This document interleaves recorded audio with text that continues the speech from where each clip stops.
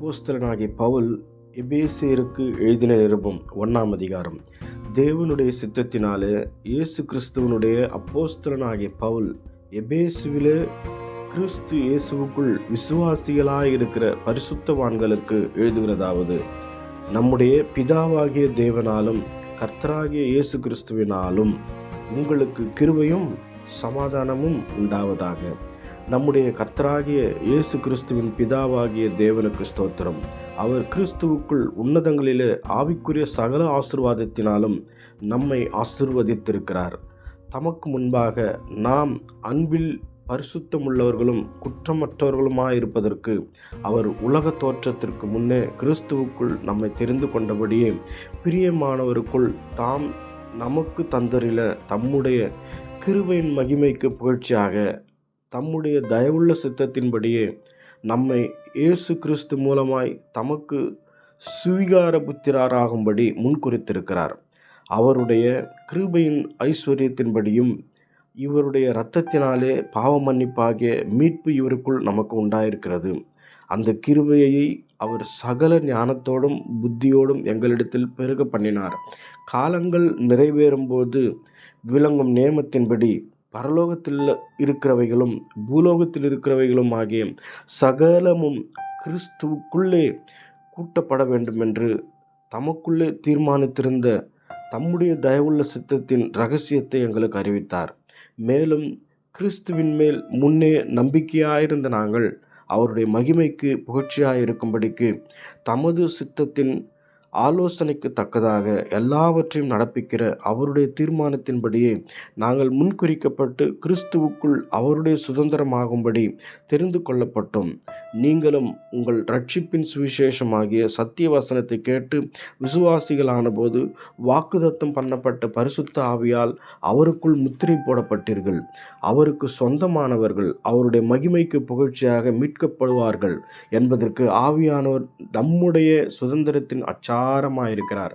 ஆனபடியினாலே கர்த்தராகிய இயேசுவின் மேலுள்ள உங்கள் விசுவாசத்தையும் பரிசுத்தவான்கள் எல்லார் மேலும் உள்ள உங்கள் அன்பையும் குறித்து நான் கேள்விப்பட்டு இடைவிடாமல் உங்களுக்காக ஸ்தோத்திரம் பண்ணி என் ஜெபங்களிலெல்லாம் உங்களை நினைத்து நம்முடைய மகிமையும் பிதாவுமானவர் தம்மை நீங்கள் அறிந்து கொள்வதற்கான ஞானத்தையும் தெளிவையும் அளிக்கிற ஆவியை உங்களுக்கு தந்தருள வேண்டும் என்றும் தாம் நம்மை அழைத்ததினாலே நமக்கு உண்டாயிருக்கிற நம்பிக்கை என்னதென்றும் பரிசுத்தவான்களிடத்தில் தமக்கு உண்டாயிருக்கிற சுதந்திரத்தினுடைய மகிமையின் ஐஸ்வர்யம் என்னதென்றும் தாம் கிறிஸ்துவை மரித்தோரிலிருந்து எழுப்பி அவரிடத்தில் நடப்பித்த தமது பலத்த சத்துவத்தின் வல்லமைப்படியே விசுவாசிக்கிறவர்களாகிய நம்மிடத்தில் காண்பிக்கும் தம்முடைய வல்லமையின் மகா மேன்மையுமான மகத்துவம் என்னதென்றும் நீங்கள் அறியும்படிக்கு அவர் உங்களுக்கு பிரகாசமுள்ள மனக்கண்களை கொடுக்க வேண்டும் என்றும் வேண்டிக் கொள்ளுகிறேன்.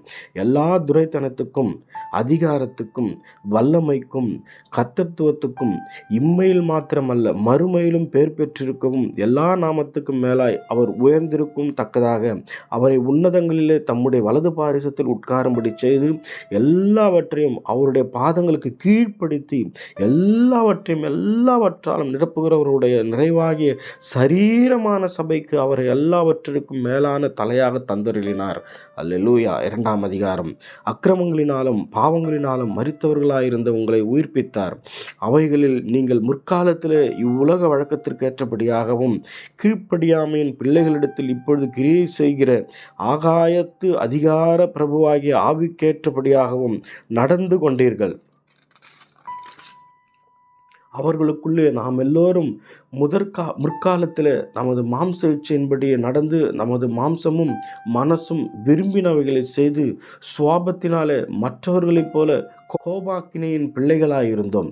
தேவனோ இரக்கத்தில் ஐஸ்வர்யம் உள்ளவராய் நம்மில் அன்பு கூர்ந்த தம்முடைய மிகுந்த அன்பினாலே அக்கிரமங்களில் மரித்தவர்களாயிருந்த தம்மை கிறிஸ்துவுடனே கூட உயிர்ப்பித்தார். கிருபையினாலே ரட்சிக்கப்பட்டீர்கள். கிறிஸ்து இயேசுவுக்குள் அவர் நம்மிடத்தில் வைத்த தயவினாலே தம்முடைய கிருபையின் மகா மேன்மையான ஐஸ்வர்யத்தை வருங்காலங்களில் விளங்க செய்வதற்காக கிறிஸ்து இயேசுவுக்குள் நம்மை அவரோடு கூட எழுப்பி உன்னதங்களிலே அவரோடு உட்காரவும் செய்தார். கிருபையினாலே விசுவாசத்தை கொண்டு ரட்சிக்கப்பட்டீர்கள். இது உங்களால் உண்டானதல்ல, இது தேவனுடைய ஈவு. ஒருவரும் பெருமை பாராட்டாதபடிக்கு இது கிரியையினால் உண்டானதல்ல. ஏனெனில் நற்கிரியைகளை செய்கிறதற்கு நாம் கிறிஸ்து இயேசுவுக்குள் சிருஷ்டிக்கப்பட்டு தேவனுடைய செய்கையாயிருக்கிறோம்.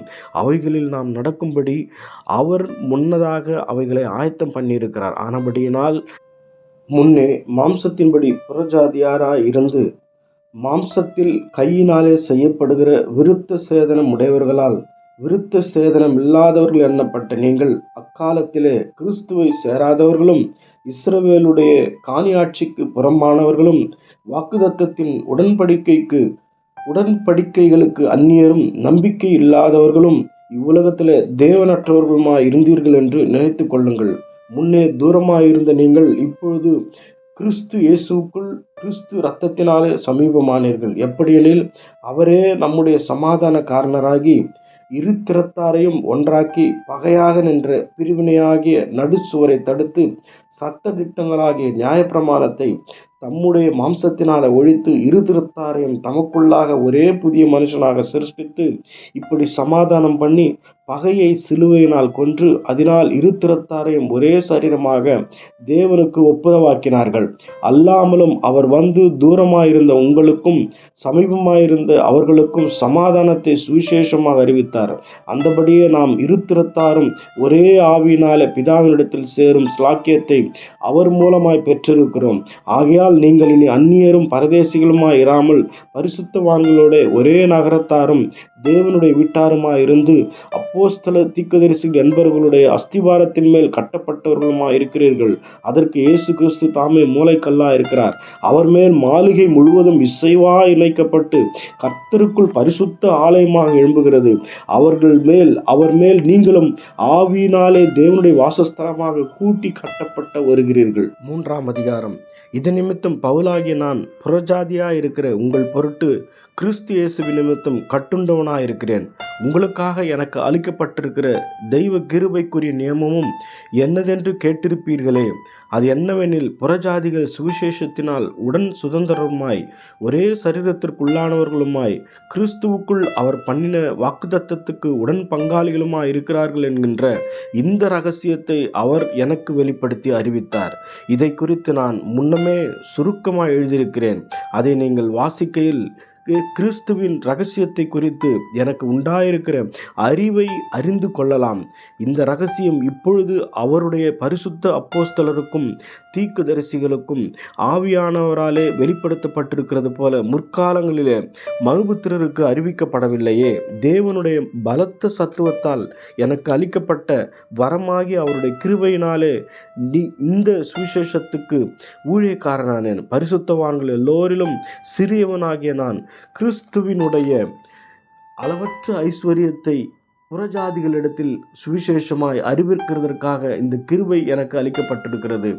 தேவன் தம்முடைய கர்த்தராகிய கிறிஸ்து இயேசுவுக்குள் கொண்டிருந்த அனாதி தீர்மானத்தின்படியே உன்னதங்களிலுள்ள துரைத்தரங்களுக்கும் அதிகாரங்களுக்கும் அவருடைய அனந்த ஞானமானது சபையின் மூலமாக இப்போது தெரிய வரும் பொருட்டாக இயேசு கிறிஸ்துவை கொண்டு எல்லாவற்றையும் சிருஷ்டித்த தேவனுக்குள்ளே ஆதி காலங்கள் முதல் மறைந்திருந்த இரகசியத்தினுடைய ஐக்கியம் என்னதென்று எல்லாருக்கும் வெளிப்படையாக காண்பிக்கிறதுக்கு இந்த கிருபை எனக்கு அளிக்கப்பட்டிருக்கிறது. அவரை பற்றும் விசுவாசத்தால் அவருக்குள் நமக்கு தைரியமும் திட நம்பிக்கையோடு தேவனிடத்தில் சேரும் ஸ்லாக்கியமும் உண்டாயிருக்கிறது. ஆகையால் உங்கள் நிமித்தம் நான் அனுபவிக்கிற உபத்திரவங்களினால் நீங்கள் சோர்ந்து போகாதிருக்க வேண்டிக் கொள்ளுகிறேன்.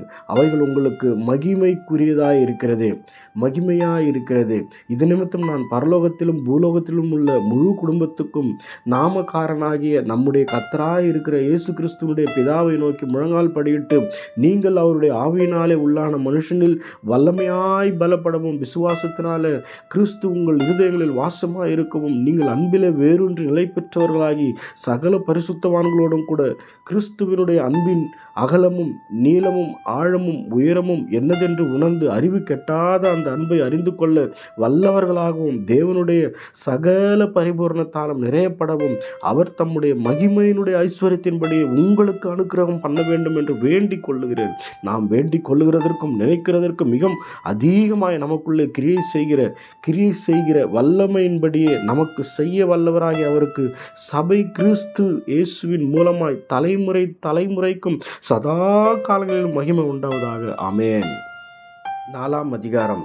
ஆதலால் கர்த்தர் நிமித்தம் கட்டுண்டவனாகிய நான் உங்களுக்கு சொல்லுகிற புத்தி என்னவெனில், நீங்கள் அழைக்கப்பட்ட அழைப்புக்கு பாத்திரவான்களாய் நடந்து மிகுந்த மனத்தாழ்மையும் சாந்தமும் நீடிய பொறுமையும் உடையவர்களாய் அன்பினால் ஒருவரை ஒருவர் தாங்கி சமாதான கட்டினால் ஆவியின் ஒருமையை காத்து கொள்ளுகிறதற்கு ஜாக்கிரதையாயிருங்கள். உங்களுக்கு உண்டான அழைப்பினாலே நீங்கள் ஒரே நம்பிக்கைக்கு அழைக்கப்பட்டது போல ஒரே சரீரமும் ஒரே ஆவியும் உண்டு, ஒரே கர்த்தரும் ஒரே விசுவாசமும் ஒரே ஞானஸ்தானமும் எல்லாருக்கும் ஒரே தேவனும் பிதாவும் உண்டு. அவர் எல்லார் மேலும் எல்லோரோடும் உங்கள் எல்லாருக்குள்ளும் இருக்கிறவர். கிறிஸ்துவனுடைய ஈவின் அளவுக்கு தக்கதாக நம்மில் அவனவனுக்கு கிருபை அளிக்கப்பட்டிருக்கிறது. ஆதலால் அவர் உன்னதத்தில் ஏறி சிறைப்பட்டவர்களை சிறையாக்கி மனுஷர்களுக்கு வரங்களை அளித்தார் என்று சொல்லியிருக்கிறார். ஏறினார் என்பதனாலே அவர் அதற்கு முன்னே பூமியின் தாழ்விடங்களில் இறங்கினார் என்று விளங்குகிறதல்லவா? இறங்கினவரே எல்லாவற்றையும் நிரப்பத்தக்கதாக எல்லா வானங்களுக்கும் மேலாக உன்னதத்திற்கு ஏறினவருமாயிருக்கிறார். மேலும் நாம் அனைவரும் தேவனுடைய குமாரனை பற்றும் விசுவாசத்திலும் அறிவிலும் ஒருமைப்பட்டவர்களாகி கிறிஸ்துவனுடைய நிறைவான வளர்ச்சியின் அளவுக்கு தக்க பூரண புருஷராகும் வரைக்கும் பரிசுத்தவான்கள் சீர்பொருந்தும் பொருட்டு சுவிசேஷ ஊழியத்தின் வேலைக்காகவும் கிறிஸ்துவின் சரீரமாகிய சபையானது பக்தி விருத்தி அடைவதற்காகவும் அவர் சிலரை அப்போஸ்தலராகவும் சிலரை தீர்க்கதரிசிகளாகவும் சிலரை சுவிசேஷகராகவும் சிலரை மெய்ப்பராகவும் போதகராகவும் ஏற்படுத்தினார். நாம் இனி குழந்தைகளாய் இராமல் மனுஷருடைய சூதும் வஞ்சிக்கிறதற்கு ஏதுவான தந்திரமும் உள்ள போதகமாகிய பலவித காற்றினாலே அலைகளைப் போல அடிபட்டு அலைகிறவர்களாய் இராமல் அன்புடன் சத்தியத்தை கைக்கொண்டு தலையாகிய கிறிஸ்துவுக்கு எல்லாவற்றிலேயும் நாம் வளர்கிறவர்களாய் இருக்கும்படியாக அப்படி செய்தார்.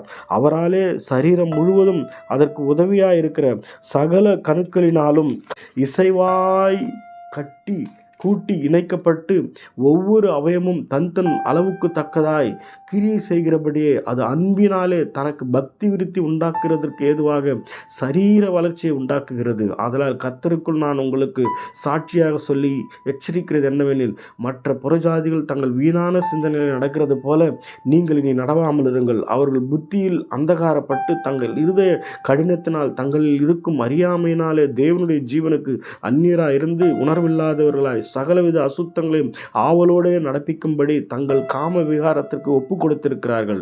நீங்களோ இவ்விதமாய் கிறிஸ்துவை கற்றுக்கொள்ளவில்லை. இயேசுவினிடத்தில் உள்ள சத்தியத்தின்படியே நீங்கள் அவரிடத்தில் கேட்டறிந்து அவரால் போதிக்கப்பட்டீர்களே. அந்தபடி முந்தின நடக்கைக்குரிய மோசம் போக்கும் இச்சைகளாலே கெட்டுப்போகிற பழைய மனுஷனை நீங்கள் கலைந்து போட்டு உங்கள் உள்ளத்திலே புதிதான ஆவியுள்ளவர்களாகி மெய்யான நீதியிலும் பரிசுத்தத்திலும் தேவனுடைய சாயலாக சிருஷ்டிக்கப்பட்ட புதிய மனுஷனை தரித்து கொள்ளுங்கள். அன்றியும் நாம் ஒருவருக்கொருவர் அவயங்களாயிருக்கிறபடியால் பொய்யை கலைந்து அவனவன் பிறனுடைய மெய்யை பேச கடவன். நீங்கள் கோபம் கொண்டாலும் பாவம் செய்யாதிருங்கள். சூரியன் அஸ்தமிக்கிறதுக்கு முன்னாகவே உங்கள் எரிச்சல் தனிய கடுவது. பிசாசுக்கு இடம் கொடாமலும் இருங்கள். திருடுகிறவன் இனி திருடாமல் குறைச்சலுள்ளவனுக்கு கொடுக்கத்தக்கதாய் தனக்கு உண்டாயிருக்கும்படி தன் கையினால் நலமான வேலையை செய்து பிரயாசப்பட கடவன். கெட்ட வார்த்தை ஒன்றும் உங்கள் வாயிலிருந்து புறப்பட வேண்டாம். பக்தி விருத்துக்கு ஏதுவாக நல்வார்த்தை உண்டானால் அதையே கேட்கிறவர்களுக்கு பிரயோஜனம் உண்டாகும்படி பேசுங்கள். அன்றியும் நீங்கள் மீட்கப்படும் நாட்கென்று முத்திரையாக பெற்ற தேவனுடைய பரிசுத்த ஆவியை துக்கப்படுத்தாதிருங்கள். சகலவிதமான கசப்பும் கோபமும் மூர்க்கமும் கூக்குரலும் தூஷணமும் மற்ற எந்த துர்குணமும் உங்களை விட்டு நீங்க கடவது. ஒருவருக்கொருவர் தயவாயும் மன உருக்கமாயும் இருந்து கிறிஸ்துவுக்குள் தேவன் உங்களுக்கு மன்னித்தது போல நீங்களும் ஒருவருக்கொருவர் மன்னியுங்கள். 5ஆம் அதிகாரம். ஆதலால் நீங்கள் பிரியமான பிள்ளைகளைப் போல தேவனை பின்பற்றுவர்களாகி கிறிஸ்து நமக்காக தம்மை தேவனுக்கு சுகந்த வாசனையான காணிக்கையாகவும் பலியாகவும் ஒப்பு கொடுத்து நம்மில் அன்பு கூர்ந்தது போல நீங்களும் அன்பிலே நடந்து கொள்ளுங்கள். மேலும் பரிசுத்தவான்களுக்கு ஏற்றபடி வேசித்தனமும் மற்றெந்த அசுத்தமும் பொருளாசையும் ஆகிய இவைகளின் பேர் முதலாய் உங்களுக்குள்ளே சொல்லப்படவும் கூடாது. அப்படியே வம்பும் புத்தியீனமான பேச்சும் பரியாசமும் தகாதவைகளும் ஸ்தோத்திரம் செய்தலே தகும்.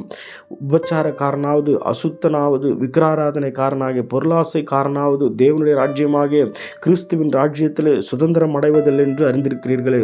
இப்படிப்பட்டவைகள் நிமித்தமாக கீழ்ப்படியாமின் பிள்ளைகள் மேல் தேவ கோபாக்கினை வருவதால் ஒருவரும் உங்களை வீண் வார்த்தைகளினாலே மோசம் போகாதபடிக்கு எச்சரிக்கையாயிருங்கள். அவர்களுக்கு பங்காளிகளாய் இராதேயுங்கள். முற்காலத்திலே நீங்கள் அந்தகாரமாய் இருந்தீர்கள், இப்பொழுதோ கர்த்தருக்குள் வெளிச்சமாயிருக்கிறீர்கள். வெளிச்சத்தில் பிள்ளைகளாய் நடந்து கொள்ளுங்கள். ஆவியின் கனி சகல நற்குணத்திலும் நீதியிலும் உண்மையிலும் விளங்கும். கர்த்தருக்கு பிரியமானது என்னதென்று நீங்கள் சோதித்து பாருங்கள். கனியற்ற அந்தகார கிரியைகளுக்கு உடன்படாமல் அவைகளை கடிந்து கொள்ளுங்கள். அவர்களால் ஒளிப்பிடத்தில் செய்யப்படும் கிரியைகளை சொல்லுகிறதும் அவலட்சணமாயிருக்கிறதே. அவைகள் எல்லாம் கடிந்து கொள்ளப்பட்டு வெளிச்சத்தினால் வெளியரங்கமாகும். வெளியரங்கமாகிறதெல்லாம் வெளிச்சமாயிருக்கிறது. ஆதலால் தூங்குகிற நீ விழித்து மரித்தோரை விட்டு எழுந்திரு, அப்பொழுது கிறிஸ்து உன்னை பிரகாசிப்பார் என்று சொல்லி இருக்கிறார். ஆகம்படியினாலே நீங்கள் ஞானமற்றவர்களைப் போல நடவாமல் ஞானமுள்ளவர்களைப் போல கவனமாய் நடந்து கொள்ள பார்த்து நாட்கள் பொல்லாதவைகளானதால் காலத்தை பிரயோஜனப்படுத்திக் கொள்ளுங்கள். ஆகையால் நீங்கள் மதியற்றவர்களாயிராமல் கர்த்தருடைய சித்தம் என்னதென்று உணர்ந்து கொள்ளுங்கள். துன்மார்க்கத்திற்கு ஏதுவான மதுபான வெறி கொள்ளாமல் ஆவியினால் நிறைந்து சங்கீதங்களினாலும் கீர்த்தனைகளினாலும் ஞான பாட்டுகளினாலும் ஒருவருக்கொருவர் புத்தி சொல்லிக் கொண்டு உங்கள் இருதயத்தில் கர்த்தரை பாடி கீர்த்தனம் பண்ணி நம்முடைய கர்த்தராகிய இயேசு கிறிஸ்துவின் நாமத்தினாலே எப்பொழுதும் எல்லாவற்றுக்காகவும் பிதாவாகிய தேவனை ஸ்தோத்திரித்து தெய்வ பயத்தோடு ஒருவருக்கொருவர் கீழ்ப்படிந்திருங்கள். மனைவிகளே, கர்த்தருக்கு கீழ்ப்படுகிறது போல உங்கள் சொந்த புருஷருக்கும் கீழ்ப்படியுங்கள். கிறிஸ்து சபைக்கு தலையாயிருக்கிறது போல புருஷனும் மனைவிக்கு தலையாயிருக்கிறான். அவரே சரீரத்திற்கும் இரட்சகராயிருக்கிறார். ஆகையால் சபையானது கிறிஸ்துவுக்கு கீழ்ப்படுகிறது போல மனைவிக்கும் தங்கள் சொந்த புருஷர்களுக்கும் எந்த காரியத்திலேயும் கீழ்ப்படிந்திருக்க வேண்டும். புருஷர்களே, உங்கள் மனைவிகளில் அன்பு கூறுங்கள். அப்படியே கிறிஸ்துவும் சபையில் அன்பு கூர்ந்து தாம் அதை திருவசனத்தை கொண்டு தண்ணீர் முழுக்கினால் சுத்திகரித்து பரிசுத்தமாக்குகிறதற்கும் கரை திரை முதலானவைகள் ஒன்றும் இல்லாமல் பரிசுத்தமும் பிழையற்றதுமான மகிமையுள்ள சபையாக அதை தமக்கு முன் நிறுத்தி கொள்வதற்கும் தம்மைத்தாமே அதற்கு ஒப்பு கொடுத்தார். அந்தபடியே புருஷர்களும் தங்கள் மனைவிகளை தங்கள் சொந்த சரீரங்களாக பாவித்து அவர்களில் அன்பு கூற வேண்டும். தன் மனைவியில் அன்பு கூறுகிறவன் தன்னில் தான் அன்பு கூறுகிறான். தன் சொந்த மாம்சத்தை பகைத்தவன் ஒருவனும் இல்லையே. கர்த்தர் சபையை போஷித்து காப்பாற்றுகிறது போல ஒவ்வொருவனும் தன் மாம்சத்தை போஷித்து காப்பாற்றுகிறான். நாம் அவருடைய சரீரத்தின் அவயங்களாயும் அவருடைய மாம்சத்திற்கும் அவருடைய எலும்புகளுக்கும் உரியவர்களாயும் இருக்கிறோம். இது நிமித்தம் மனுஷன் தன் தகப்பனையும் தன் தாயையும் விட்டு தன் மனைவியுடன் இசைந்து இருவரும் ஒரே மாம்சமாயிருப்பார்கள். இந்த ரகசியம் பெரியது. நான் கிறிஸ்துவை பற்றியும் சபையை பற்றியும் சொல்லுகிறேன். எப்படியும் உங்களிலும் அவனவன் தன்னிடத்தில் அன்பு கூறுவது போல தன் மனைவியினிடத்திலும் அன்பு கூற வேண்டும். அன்பு கூற கடவன். மனைவியும் புருஷரிடத்தில் பயபக்தியாய் இருக்க கடவுள். 6ஆம் அதிகாரம். பிள்ளைகளே, உங்கள் பெற்றோருக்கு கர்த்தருக்குள் கீழ்ப்படியுங்கள். இது நியாயம். உனக்கு நன்மை உண்டாயிருப்பதற்கும் பூமியிலே உன் வாழ்நாள் நீடித்திருப்பதற்கும் உன் தகப்பனையும் உன் தாயையும் கனம் பண்ணுவாயாக என்பதே வாக்குத்தத்தமுள்ள முதலாம் கற்பனையாயிருக்கிறது. பிதாக்களே, நீங்களும் உங்கள் பிள்ளைகளை கோபப்படுத்தாமல் கர்த்தருக்கேற்ற சிச்சையிலும் போதனையிலும் அவர்களை வளர்ப்பீர்களாக.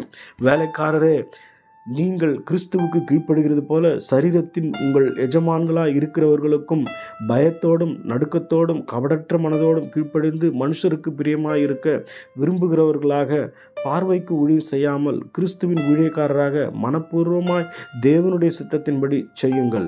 அடிமையானாலும் சுயாதீனம் உள்ளவனானாலும் அவனவன் செய்கிற நன்மையின்படியே கர்த்தரிடத்தில் பலனை அடைவான் என்று அறிந்து மனுஷருக்கென்று ஊழியம் செய்யாமல் கர்த்தருக்கென்றே நல் மனதோடு ஊழியம் செய்யுங்கள். எஜமான்களே, அப்படியே நீங்களும் வேலைக்காரருக்கு செய்ய வேண்டியவைகளை செய்து அவர்கள் எல்லாருக்கும் உங்களுக்கும் எஜமானமானவர் பரலோகத்தில் இருக்கிறார் என்றும் அவரிடத்தில் பட்சபாதம் இல்லை என்றும் அறிந்து கடுஞ்சொல்லை விட்டு விடுங்கள். கடைசியாக என் சகோதரரே, கர்த்தரிலும் அவருடைய சத்துவத்தின் வல்லமையிலும் பலப்படுங்கள். நீங்கள் பிசாசின் தந்திரங்களோடு எதிர்த்து நிற்க திராணியுள்ளவர்களாக இருக்கும்படி தேவனுடைய சர்வாயுத வர்க்கத்தையும் தரித்து கொள்ளுங்கள். ஏனெனில் மாம்சத்தோடும் அல்ல, இரத்தத்தோடும் அல்ல, துரைத்தனங்களோடும் அதிகாரங்களோடும் இப்பிரபஞ்சத்தின் அந்தகார லோகாதிபதிகளோடும் வானமண்டலங்களில் உள்ள பொல்லாத ஆவிகளின் சேனைகளோடும் நமக்கு போராட்டம் உண்டு. ஆகையால் தீங்கு நாளிலே அவைகளை நீங்கள் எதிர்க்கவும் சகலத்தையும் செய்து முடித்தவர்களாய் நிற்கவும் திராணியுள்ளவர்களாய் இருக்கும்படிக்கு தேவனுடைய சர்வாயுத வர்க்கத்தையும் எடுத்துக்கொள்ளுங்கள். சத்தியம் என்னும் கச்சையை நீங்கள் உங்கள் அறையிலே கட்டுகிறவர்களாயும் நீதி என்னும் மார்க்கவசத்தை தரித்தவர்களாயும் சமாதானத்தின் சுவிசேஷத்துக்குரிய ஆயத்தம் என்னும் பாதரட்சிகளை கால்களிலே தொடுத்தவர்களாயும் பொல்லாங்கண்ணையும் அக்னி அஸ்திரங்களை எல்லாம் அழுத்து போடத்தக்கதாய் எல்லாவற்றிற்கும் மேலாக விசுவாசம் என்னும் கேடகத்தை பிடித்து கொண்டவர்களாயும் நில்லுங்கள். இரட்சண்யம் என்னும் கலைச்சிராவையும் தேவ வசனமாகிய ஆவியின் பட்டத்தையும் எடுத்துக்கொள்ளுங்கள். எந்த சமயத்திலும் சகலவிதமான வேண்டுதலோடும் விண்ணப்பத்தோடும் ஆவியினால் ஜெபம் பண்ணி அதன் பொருட்டு மிகுந்த மன உறுதியோடும் சகல பரிசுத்தவான்களுக்காகவும் பண்ணும் வேண்டுதலோடும் விழித்து கொண்டிருங்கள். சுவிசேஷத்திற்காக சங்கிலியால் கட்டப்பட்டிருக்கிற ஸ்தானாதிபதியாகிய நான் அதை பற்றி பேச வேண்டியபடி தைரியமாய் பேசத்தக்கதாக நான் தைரியமாய் என் வாயை திறந்து சுவிசேஷத்தின் ரகசியத்தை அறிவிக்கிறதற்கு வாக்கு எனக்கு கொடுக்கப்படும்படி எனக்காகவும் விண்ணப்பம் பண்ணுங்கள்.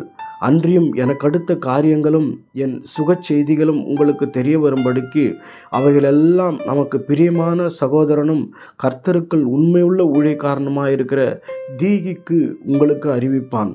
நீங்கள் எங்கள் செய்திகளை அறியவும் அவன் உங்கள் இருதயங்களுக்கு ஆறுதல் செய்யவும் அவனை உங்களிடத்தில் அனுப்பினேன். பிதாவாகிய தேவனாலும் கர்த்தராகிய இயேசு கிறிஸ்துவினாலும் சகோதரருக்கு சமாதானமும் விசுவாசத்தோடு கூடிய அன்பும் உண்டாவதாக. நம்முடைய கர்த்தராகிய இயேசு கிறிஸ்துவினிடத்தில் அழியாத அன்புடனே அன்பு கூறுகிற யாவரோடும் கிருபை உண்டாயிருப்பதாக. ஆமேன். அல்லேலூயா.